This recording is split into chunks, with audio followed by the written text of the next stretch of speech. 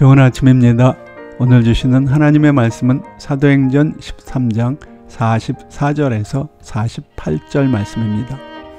그 다음 안식일에는 온 성이 거의 다 하나님의 말씀을 듣고자 하여 모이니 유대인들이 그 무리를 보고 시기가 가득하여 바울의 말한 것을 변박하고 비방하거늘 바울과 바나바가 담대히 말하여 가로되 하나님의 말씀을 마땅히 먼저 너희에게 전할 것이로되 너희가 버리고 영생 얻음에 합당치 않은 자로 자처하기로 우리가 이방인에게로 향하노라.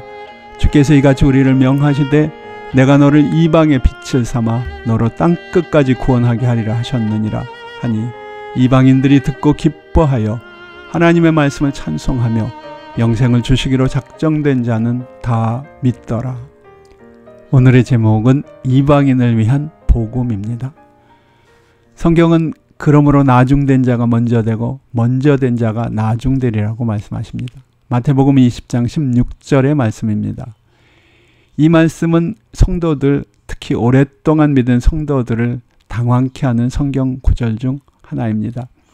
세속적인 생각을 가진 사람들에게 이 말씀은 이해가 될 수 없을 것입니다. 우리 인생의 길에서 우리보다 앞서 달려가는 사람을 따로잡는 것은 매우 어려운 일입니다.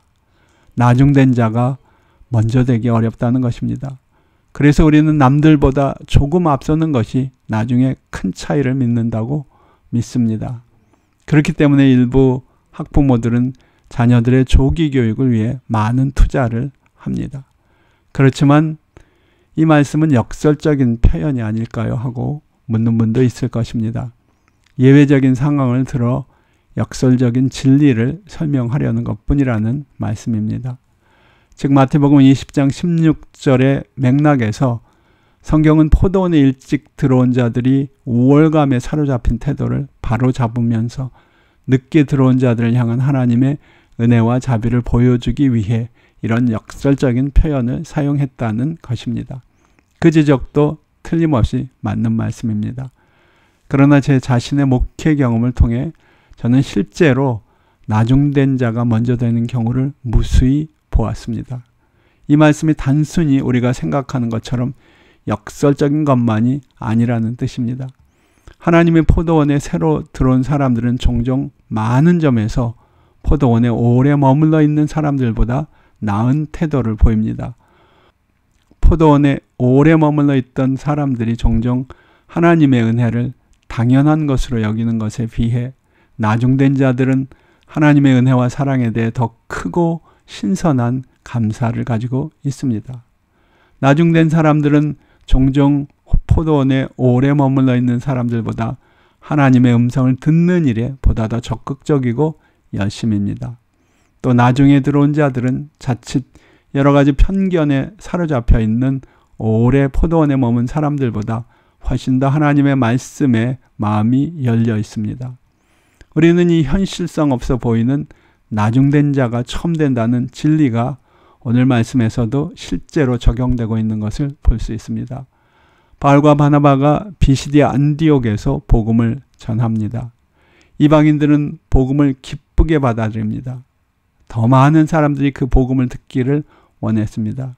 그리고 성경은 다음 안식일에는 온 성이 거의 다 여호와의 말씀을 들으려고 모였다고 말하고 있습니다. 그러나 이미 하나님의 복음을 들은 바 있는 유대인들은 정반대의 반응을 보입니다. 유대인들이 그 무리를 보고 시기가 가득하여 바울의 말한 것을 변박하고 비방하거늘 유대인들은 왜 하나님의 좋은 소식을 그토록 거부했을까요? 먼저 된 자에게 있는 연약함 때문이었을 것입니다. 그들은 여전히 모세의 율법에 매여 있었습니다. 그들은 어쩌면 이방인에 대한 영적인 우월감을 가지고 있었을 수도 있습니다. 그들은 할례 없이는 어떤 이방인도 구원받을 수 없다고 생각했을 수도 있습니다. 그러나 나중된 이방인들에겐 그러한 편견이 없었습니다. 그들은 바울과 바나바가 전한 그대로의 말씀에서 예수님을 볼 수가 있었습니다. 예수님을 만날 수 있었던 것입니다. 그것이 나중된 자가 예수님께 더 잘 나올 수 있는 큰 장점입니다. 그런데 우리는 이미 포도원에 들어와 있는 사람들입니다. 어떻게 해야 할까요? 우리는 주님의 은혜에 대한 신선한 감사를 결코 당연한 것으로 여기지 말아야 할 것입니다. 또한 우리는 결코 다른 사람보다 스스로를 높이 생각해서는 안 될 것입니다.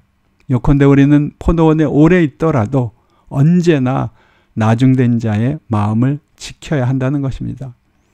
그래서 사도 바울은 디모데전서 1장 15절에 미쁘다 이 말이요 그리스도 예수께서 죄인을 구원하시려고 세상에 임하셨다 하였느니라.